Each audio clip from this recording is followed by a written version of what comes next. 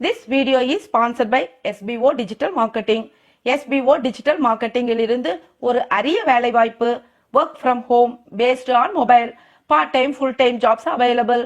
இதில் housewife students மற்றும் வேலை தேடுபவராக இருந்தால் உங்களுக்கான ஒரு அரிய வாய்ப்பு தான் இது. நீங்கள் இந்த டைமில் தான் ஒர்க் பண்ண வேண்டும் என்ற கட்டாயம் இல்லை. உங்களுடைய ஃப்ரீ டைமில் ஒர்க் பண்ணினாலே போதும். நீங்கள் இந்த SBO ஜாபில் இணைய விரும்பினால் கீழே டிஸ்கிரிப்ஷனில் உள்ள எண்ணிற்கு வாட்ஸ்அப் பண்ணவும். ஸ்கிப் பண்ணாதீங்க, பெரிய தப்பு. தினம் 300 ரூபாய் சம்பாதிக்க அரிய வாய்ப்பு. இன்ஸ்டாகிராம், Facebook பயன்படுத்த தெரிந்தால் போதும். Content post and content publishing மூலமா தினம் 300 ரூபாய் சம்பாதிக்கலாம். இந்த வேலை செய்ய 5 நிமிடம் போதும். Work training support, group communication support, all language customer live chat support, முக்கியமா சொந்தமா ஒரு பிசினஸ் ஸ்டார்ட் பண்ற அளவுக்கு உங்களால கற்றுக்கொள்ளவும் முடியும், சம்பாதிக்கவும் முடியும். இந்த வேலை வாய்ப்பு வழங்குவது 5 வருடத்திற்கு மேல ரன் ஆகிட்டு இருக்க நம்ம தமிழ்நாட்டு company school of business organisation private limited. மேலும் விவரங்களுக்கு டிஸ்கிரிப்ஷன்ல கொடுத்திருக்க நம்பருக்கு வாட்ஸ்அப் பண்ணுங்க. கர்ணனின் நட்பு இப்படியா இருக்க வேண்டும்? துரியோதனனின் மனைவி. கர்ணனின் விளையாட்டில் ஒரு சம்பவம்.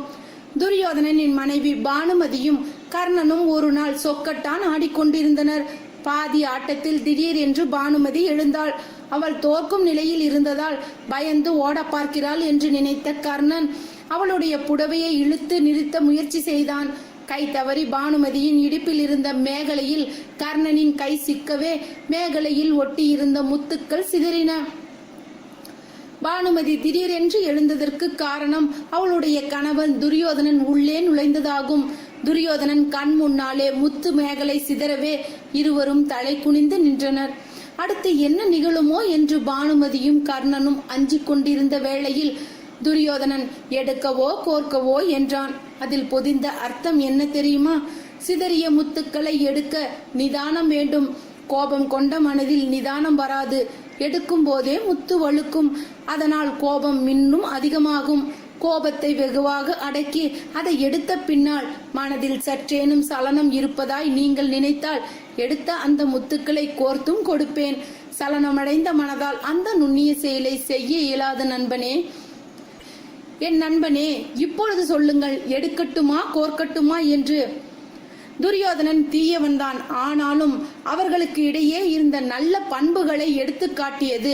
சிறந்த நட்புக்கு ஒரு பரிமாணம் காட்டியது. கர்ணனின் நட்பை கடவுளிடம் கொண்ட நட்பாக கருதுபவன் துரியோதனன். கர்ணனுடைய ஒழுக்கத்தின் மீது அவனுக்கு சிறிதளவும் சந்தேகமே ஏற்படவில்லை. கர்ணனே வியப்படையும் அளவுக்கு அவன் நடந்து கொண்டான்.